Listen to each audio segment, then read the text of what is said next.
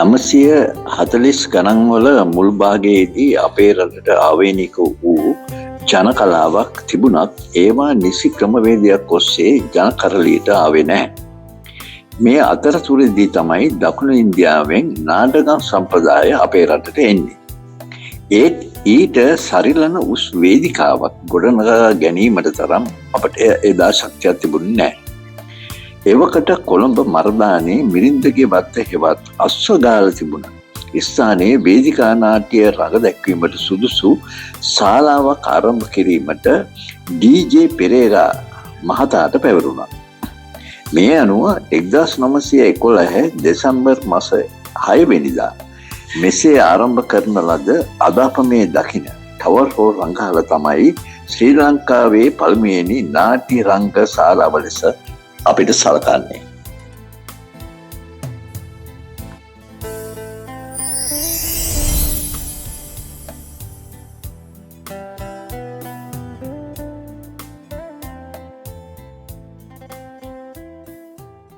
ආයිබෝවන් මම චන්දන විජේසුන්දර බණ්ඩාර. මම ඉපදුනේ මාතලේ දිස්ත්‍රික්කයේ තිපුටුවාව සුන්දර ගම්මානේ. මගේ පවුලේ අප්පච්චි අම්මයි අක්කා දෙන්නයි අයියයි. මම මූලික අධ්‍යාපනය හැදෑරුවේ මාතලේ තිපුටුවාව කනිෂ්ඨ විද්‍යාලයේ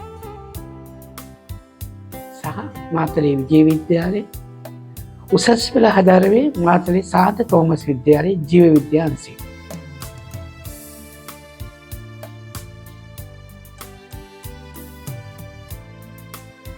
මම පාසල් අවදියේම තමයි කලා ජීවිතයට සම්බන්ධ වෙන්නේ.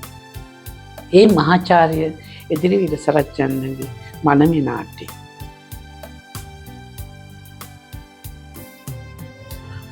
මම උසස් පෙළ විභාගයේ අවසන් වුණාට පහුවදා මට විශේෂ රැකියාවක් ලැබෙනවා. ඒ මගේ අයියාගේ මාර්ගය.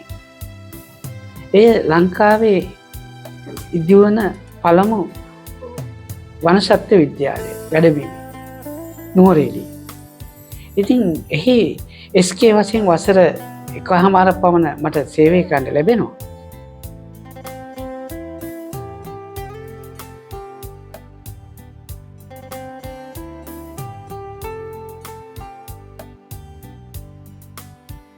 එහිදී සුවිශේෂී පුද්ගලෙක් මට මුණ ගැසෙනවා. ඒ වෙන කවුරුවත් නෙවෙයි කරු දිවංගත ගාමිණී දායක මැතිතුමා. ඔහු සමග සමීප ඇසුරෙන් විශාල දැනුම් සම්භාරයක් සහ අත්දැකීම් සම්භාරයක් ලැබුණා. එය මගේ ජීවිතයට විශාල පන්නරයක් වුණා. වසර 1.5ක සේවා කාලයෙන් පස්සේ මම සුපුරුදු පරිදි ගමට එනවා. ඉතින් ඇවිල්ලා සුපුරුදු පරිදි මල්වතු මහා විහාරයට මල්වතු මහානායක හාමුදුරුවෝ බැහැ දකින්න යනවා. එහිදී අතිපූජ්‍ය තිබුටුවාවේ මහානායක හාමුදුරුවෝ. එහිදී පිළිසඳරක් උන්වහන්සේත් එක්ක කරන අතරතුර උන්වහන්සේ යෝජනාව කරන මාතලේ නගරේ දූ දරුවන්ට දැනුම දෙන්නත් එක්ක පොත්හලක් ආරම්භ කරොත් හොඳයි නේද කියලා. ඉතින් ඊට පස්සේ තමයි මම මාතලේ චන්දන පොත්හල කියලා පොත් සාප්පක් ආරම්භ කළා.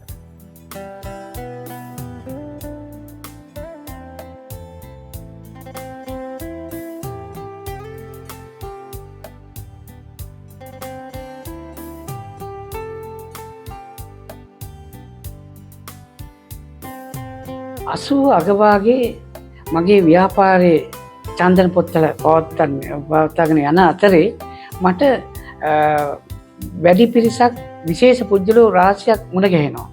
ඉතින් ඒ කාලේ මට වේදිකා නාට්‍ය කරන්න අවස්ථාවත් එලිමහන් සංගීත ප්‍රසංග කරන්න අවස්ථාවක් ලැබෙනවා. ඒ වෙලාවේ මතක් කළ යුතුයි නාට්‍ය කිහිපයක් දයානන්ද ගුණවර්ධනගේ නරිපෑන, දයාවයම්ගේ නීනගේ සූදුව, සුකත් සමරගොඩගේ උතුරේ රාවුල හිමි, එලිමහන් සංගීත ප්‍රසංග වශයෙන් ජිප්සීස් සංගීත කණ්ඩායම, සම්ප්‍රව සංගීත කණ්ඩායම, මේරියන් සංගීත කණ්ඩායම, මාරිම්බා සංගීත කණ්ඩායම. එම ප්‍රවීණ සංගීත කණ්ඩායම එක්කද ඒ කාලේ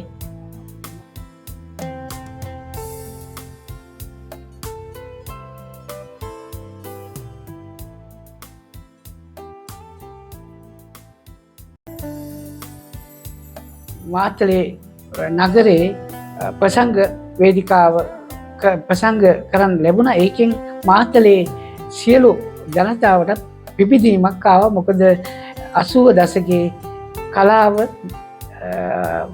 නැවතිලා තිබුණු නිසා.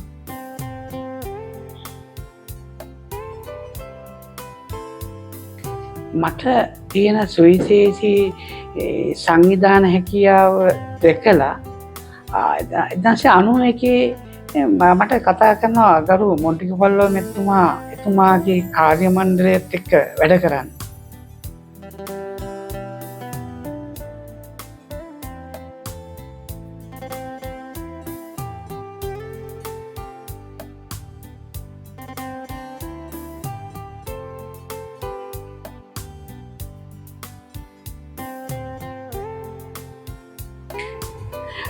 මම ගරු මොන්ටිකපොල්ලයන් පයි කාර්ය මණ්ඩලයේ වැඩ කරන ගමන්ම මට වෙළඳ වැඩසටහන් සම්බන්ධීකරණ නිලධාරියෙක් වශයෙන් ශ්‍රී ලංකා ගුවන් සංස්ථාවේ වෙළඳ සේවයත් එක්ක කටයුතු කරන්න හම්බ වෙනවා. එහිදී මට විජේසේකර වලිසුන්දර චූලාබේ ශාන්ත කුමාරේරත් දෙදෙනාගේ සම්බන්ධතාවය මත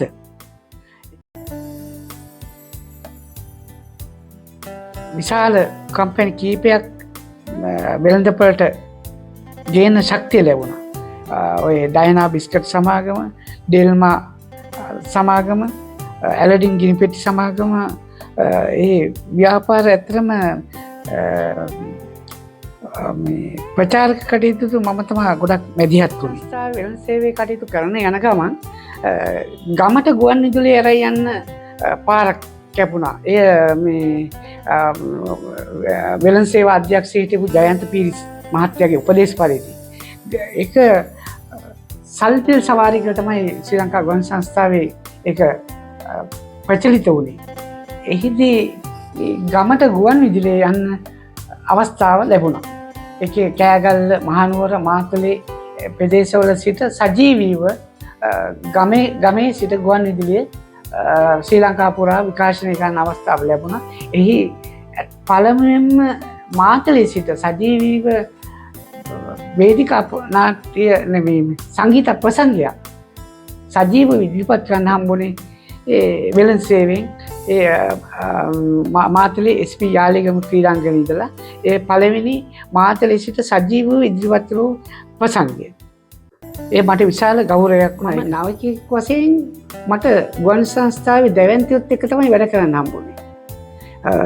උදාහරණයක් වශයෙන් ගත්තොත් ධර්මශ්‍රී වික්‍රමසිංහ, වසන්ත රෝහණ, TDK ජයන්ත රෝහණ, කුසුම් පීරිස්, තිලකා රණසිංහ, චිත්‍රා කුමාරි කළුබෝවිල, චූලාබේ ශාන්ත කුමාරහේර, ජේසේකර වලිසුන්දර වැනි ප්‍රවීණයෝ එක්ක තමයි එදා ගමේ සිට ප්‍රසංග වේදිකාව ඉදිරිපත් කරන්න සජීව අවස්ථාව ලැබුණා. තව දෙයක් මතක් කරන්න ඕනේ, ස්වාධීන රූපවාහිනිය ගමට අරන් ගියේ මාතලේට ඉස්සරවම සජීවී ප්‍රසංගයක් කරේ මම. ඒක මට ලොකු ආඩම්බරයක්. ඒකට මට ඔය විශාල කම්පැනි ඩෙල්මා, ඩයනා වැඩි කම්පැනි, ඇලඩින් කම්පැනි උදව් කරා. ඉතින් ඒදී ලක්හඬ ගීනද කියලා FM එකත් එදා සජීවී ප්‍රසංගයක් ඉදිරිපත් කරේ ප්‍රථම වතාවට මාතලේ නගරේ ඉඳලා ස්වාධීන රූපවාහිනියත් එක්ක එලිමහන් ප්‍රසංගය කරන්න ලැබුණා. ඒකත් මට කීර්තියක් ඇත්තටම. මොකද ප්‍රථම වතාවට තමයි ස්වාධීන රූපවාහිනිය ලක්හඬ ගුවන් විදුලියට සජීවීව ඒ කාලේ 1996 විතර ඉදිරිපත් කරේ. ඉතින් ඒක ලොකු භාග්‍යයක් මට ඒකත්.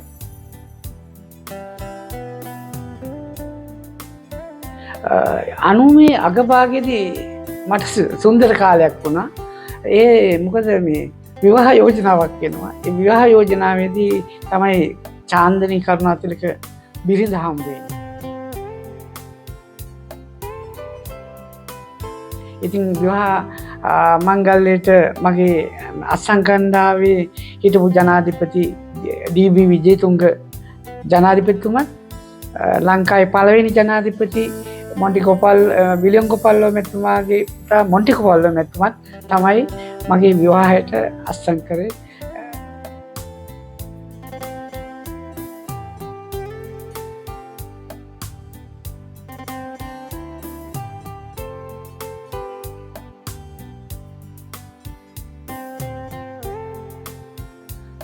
සුන්දර විවාහයකින් පසුව අපි පිළඹතලාවේ අපේ නිවාහනකට එනවා.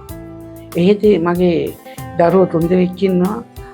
ලොකු පුතා පුබුදු අනුෂාන් බණ්ඩාර, දෙවෙනි දුව පුෂ්පිකා අසන්ති බණ්ඩාර, චූටි දුව සෞමිනී සමීක්ෂා බණ්ඩාර.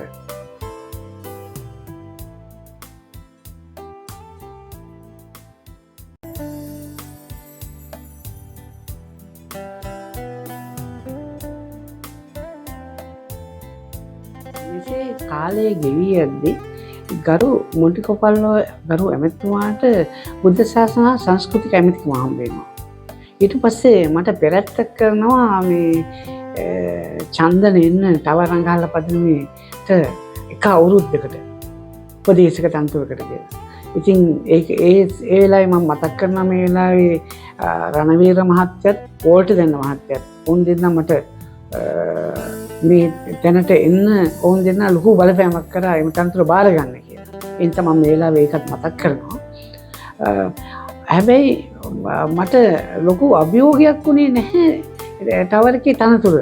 මොකද මීට කලින් මම කලාකරුවොත් එක්ක වැඩ කරලා තියෙන නිසා එය මට ඉතාම පහසු වුණා. මට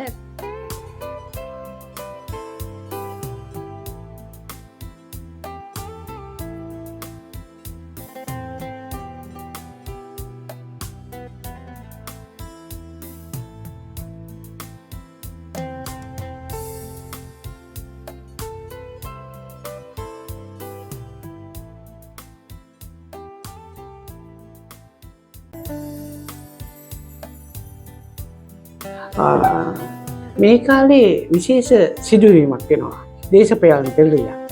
ඉතින් මම මගේ සේවා කාලේ අවසන් කරලා මම ලියුම දෙනකොට හිටපු අධ්‍යක්ෂ ජනරාල් ඉන්දිකාපි චන්ද්‍රතිලක මැතිණිය ලියුම බාරගන්නේ නැහැ.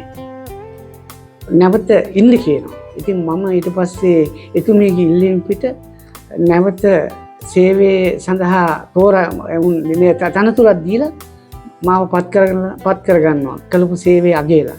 එහිදී ප්‍රවීණ රංගන ශිල්පී වික්ටර් වික්‍රමගේ මහත්තයත් ප්‍රවීණ රංගන ශිල්පී කුයින්ටස් වීරකුම් මහත්තයත් චිත්‍රපටි අධ්‍යක්ෂ සිරිතුංග මහත්තයත් මම මේ වෙලාවේ ආදරයෙන් මතක් කරනවා. 2001 දී මට තව රංගහල පදමේ සම්බන්ධීකරණ නිලධාරී ස්ථීර තනතුර ලැබෙනවා.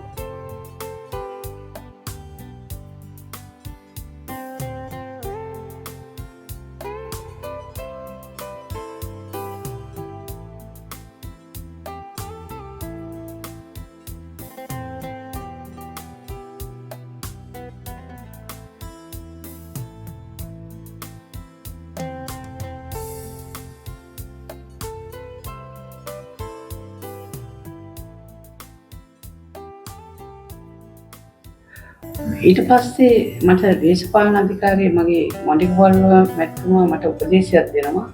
ඊට පස්සේ චන්දන ඔයා දේශපාලන කටයුතු වල නිරත වෙන්න එපා. රාජ්‍ය සේවයේ කලා කටයුතු වල පමණක් ඉඳලා ඒ කටයුතු කරන්න.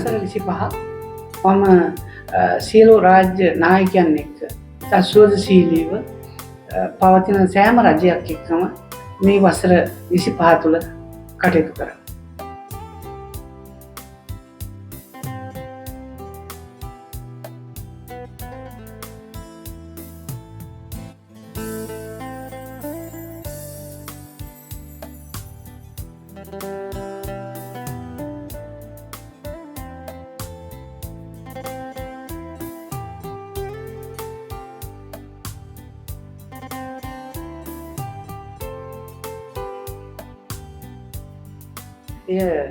මට ලොකු භාග්‍යයක්. මොකද දේශපාලන ભેදයකින් තොරව සියලු කලාකරුවන්ට සේවය කරන්න ලැබීම මම කරපු භාග්‍යයක් කරලා මම සැලකනවා. වසර 25ක් තුල අධ්‍යක්ෂ ජනරාල්වරු 12 දෙනෙක් සමග වැඩ කරන්න මට ලැබුණා.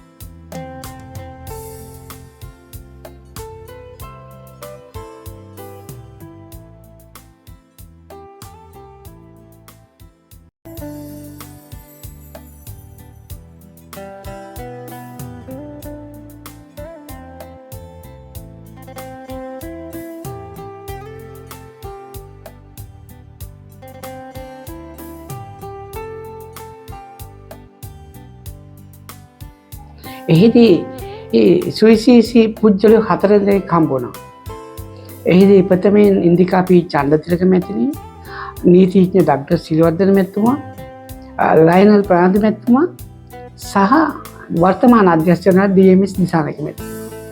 එහිදී අපේ ඉන්දිකා පී චන්දතිලක මැතිණිය කාලේ තමයි වනමල් ගීසර දැන්ද සිරස සුපර්ස්ටාර් වැඩසටහන ක්‍රියාත්මක වෙන්නේ ඒ නම සුපර්ස්ටාර් නමින් අපි රාජ්‍ය ආධුනික ගීත තරඟය රාජ්‍ය ආධුනික ඒක තමයි සිරස සුපර්ස්ටාර් කියන්නේ. එහිදී නිහාල් වික්‍රම ඉදුසිරි, කින්සි රත්නායක සහ ලාල් ආනන්ද අබේදීර සහ ලස්මත් පෙරේරා මහත්මයා සංස්කෘතික දෙපාර්තමේන්තුව මේ වෙලාවේ මතක් කරනවා. මොකද ඔවුන් සියලු දෙනා එකතු වෙලා තමයි මගේ සම්බන්ධීකරණය යටතේ එම වැඩසටහන ක්‍රියාත්මක කරේ. ඉන්දිකා පී චන්දිලක මහත්මිය මෙතන කාලෙකම තමයි නූටි ගීත සංරක්ෂණය කරන්න ලැබුණා. CD පටි වලට ගන්න.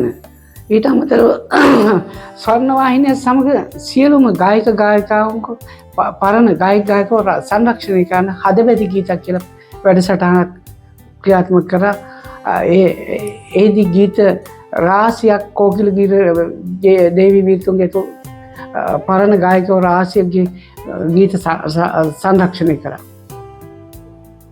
ඊට පස්සේ නීතිඥ ඩොක්ටර් සිරිවර්ධන මැතිතුමාත් එක්ක නාට්‍යකරුවන්ගේ නාට්‍ය උළෙලවල් කරන්න අවස්ථාව ලැබුණා. රක්ෂණය පටන් ගත්තා. ඊට අමතරව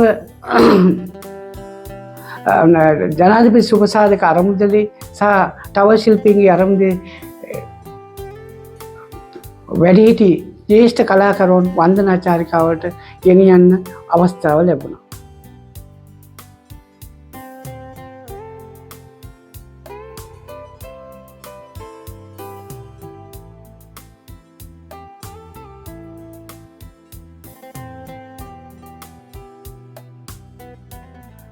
ඊට පස්සේ ලයනල් ප්‍රනාන්දු මැතිතුමා අධ්‍යක්ෂ කාලේ තමයි 1977 නූර්ති නාට්‍ය නිෂ්පාදනය කරාට පස්සේ වසර 39කට පස්සේ රාමායනේ නූර්ති නිෂ්පාදනය කරන්න හම්බුණා ටවරන් ගහලා පදනට. එහි ගීත සංරක්ෂණය කරන්න ලැබුණා. ඉතින් ඒ කටයුත්ත එතුමාගේ කාලේ තමයි මාගේ සම්බන්ධීකරණය යටතේ කරන්න හම්බුනේ. ඊට අමතරව මට චීනට යන්න අවස්ථාව ලබා දුන්නා ජාත්‍යන්තර නාට්‍ය මධ්‍යස්ථානයේ සෙමිනාර් සම්මන්ත්‍රණයට.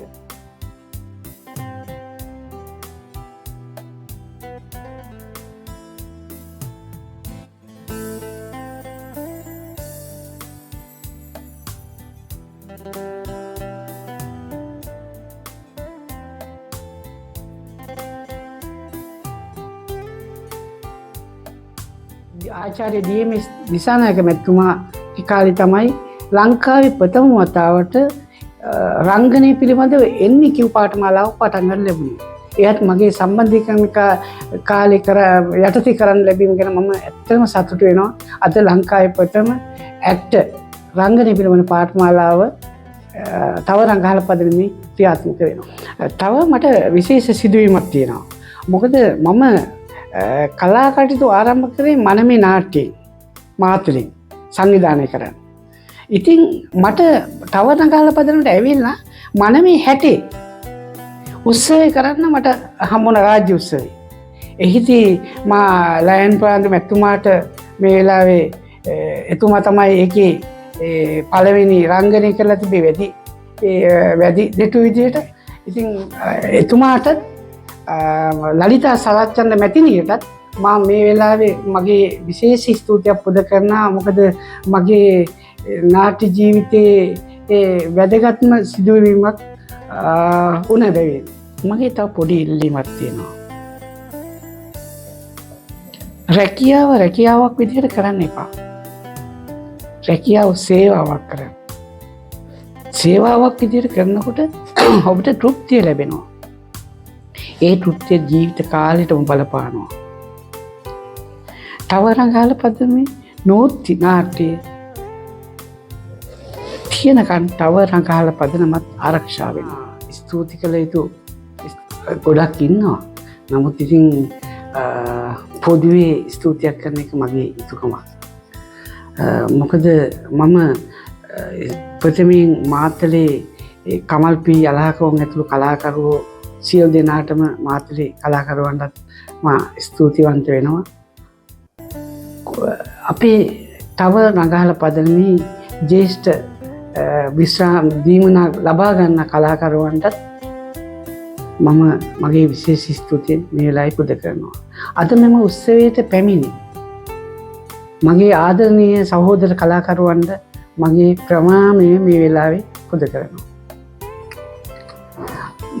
වසර 25ක් කාලයක් තුල මගේ මේ සහෝදර කාර්ය මණ්ඩලය මගේ අඩුපාඩු වෙන්න ඇති. නමුත්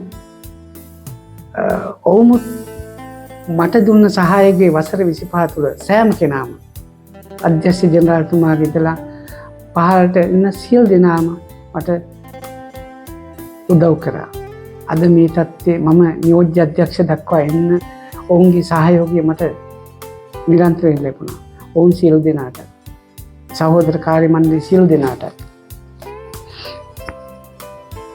මෙම ඉදිකිරීම අභ්‍යාස ආයතනයේ මම රැකියාවට ආපු දවසේ ඉඳලා මේ ඉන්න ඒ කාර්ය මණ්ඩලය සහෝදරයෝ වගේ ඇත්තටම මට හිටියේ. ඉදිකිරීම අභ්‍යාස ආයතනයේ ඔවුන් සියලු දෙනාටමත් මගේ ස්තුතිය පුද කරනවා.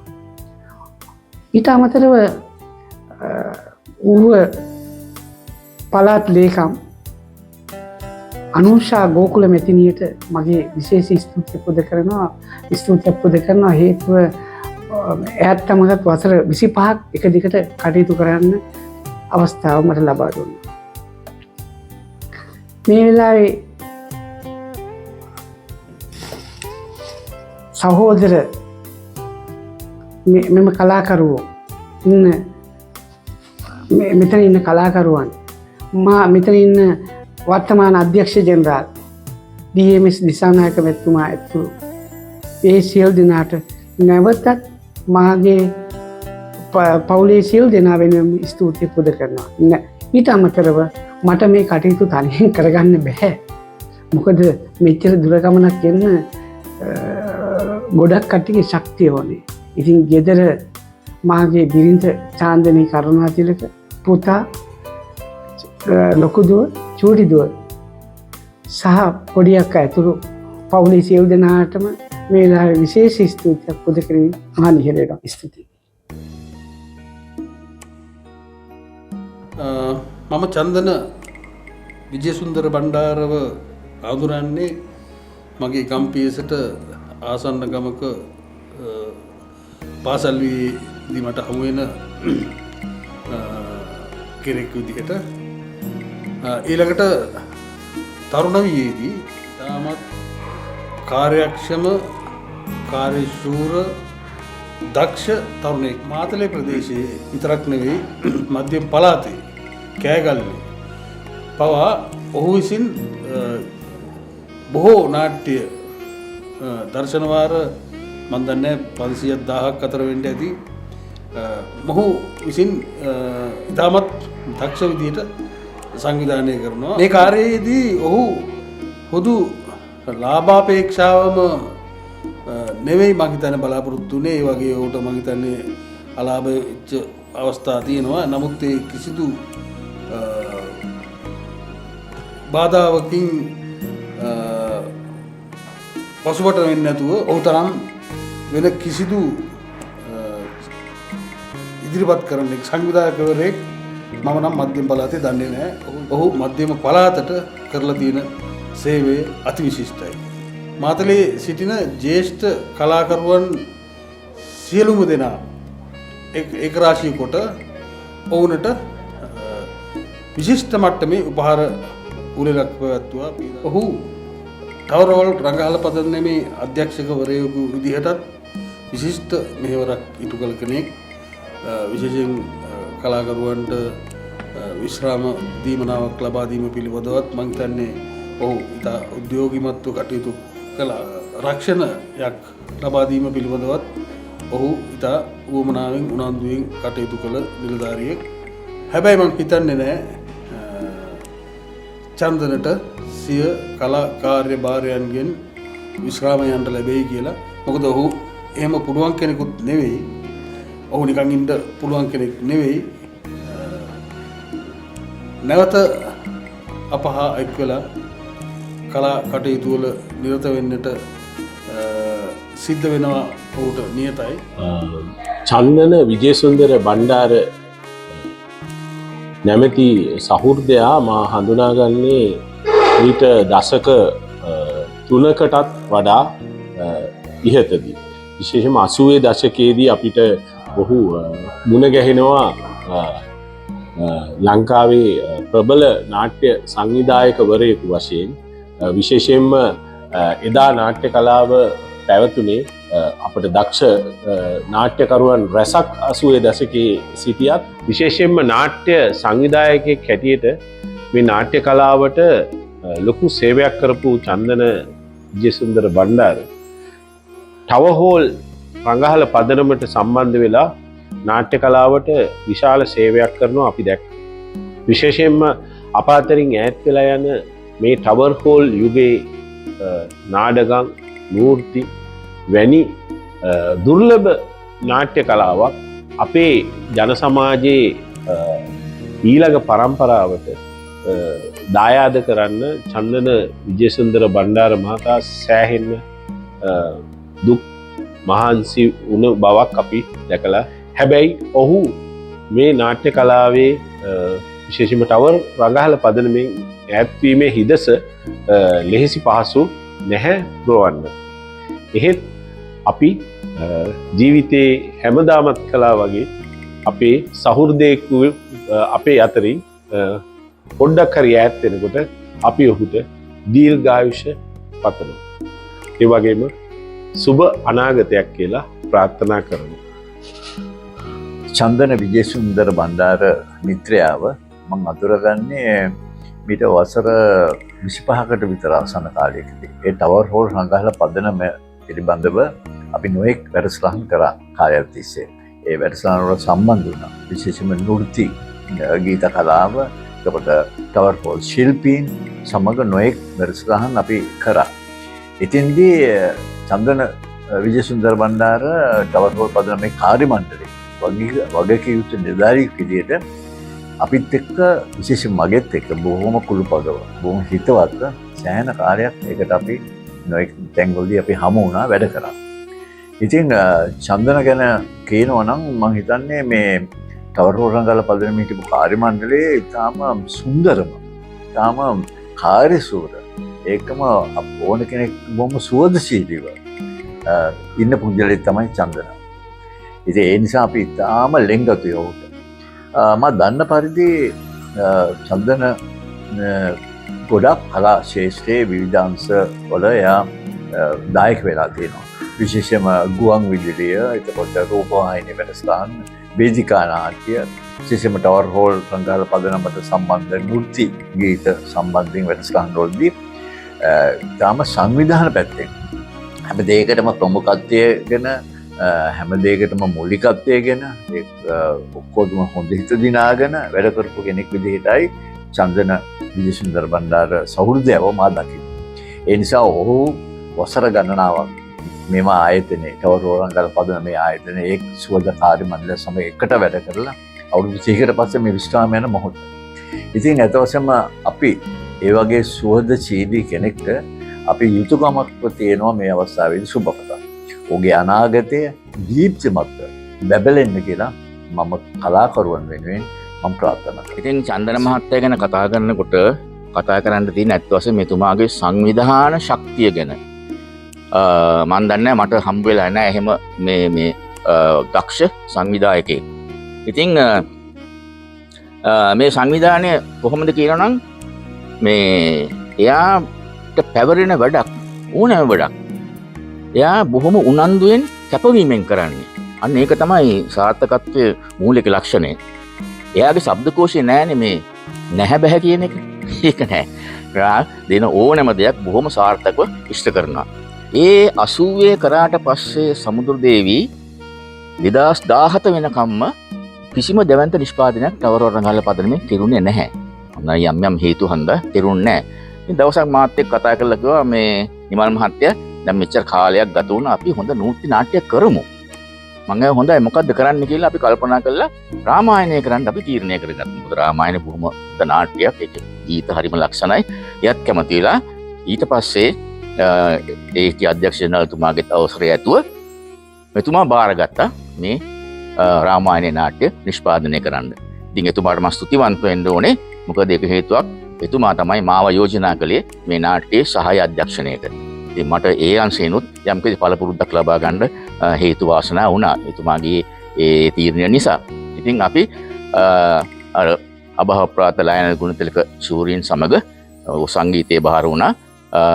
ඉතින් අපි මේ නාට්‍ය බොහෝම සාර්ථකව ඉදිරිපත් කළා. ඉතින් මේ බොහොම පොඩි කාලේ ඉඳලම දහම පැත්තට නැඹුරුයි. ඒ කියන්නේ එතුමාගේ ගම තිබ්බොටුවාව. ඉතින් අපි අහලා තියෙනවා තිබ්බොටුවාවේ සමංගල සෙවිරයන් වහන්සේ ඒ උන්වහන්සේත් එක්ක බොහොම සමීප සම්බන්ධයක් තිබිලා ඒ වැඩ කටයුතු කරලා තමයි මේ වැඩිහිටියන් ගැන විශේෂයෙන් එතුමාගේ ඇල්මක් ඇතිලා මේගොල්ලෝ ගැන හොයලා බලන්න ඕනේ මේගොල්ලන්ගේ දුක සැප බලන්න ඕනේ කියන අදහස එතුමාගේ හදවත් තුල පළපදියම් වුණ ඒ නිසා. අන්න ඒ නිසාම තමයි ඉතින් බොහෝ විට වන්දනා චාරිකා රැගෙන යනවා. ඒ ගිහිල්ලා ඉල්ලා ඒ හැම දෙයක්ම බොහෝම ලස්සනට සංවිධානය වෙලා අපිට නවාතැන් ඉන්න වෙනවා. නවාතැන් පහසුකම් කැම්බීම ඒවල ප්‍රවාහන පහසුකම් ඒවා අකුරක් නෑර දා හොඳට ඉෂ්ට කරපු පුද්ගලෙක්. ඉතින් අපි ඒ ගැන අත් වශයෙන්ම සන්තෝෂ වෙන්න ඕනේ. කරන්නම්. එහෙමනම් ඔබතුමාටත් ඔබතුමාගේ පවුලේ සියලුම දෙනාටත් ඉතාමත්ම දීප්තිමත් අනාගතයක් දී වේවා කියලා සුබ ප්‍රාර්ථනා කරනවා. ඔබ සියලු දෙනාගේම සිත, කය, මනස සුවපත් වේවා.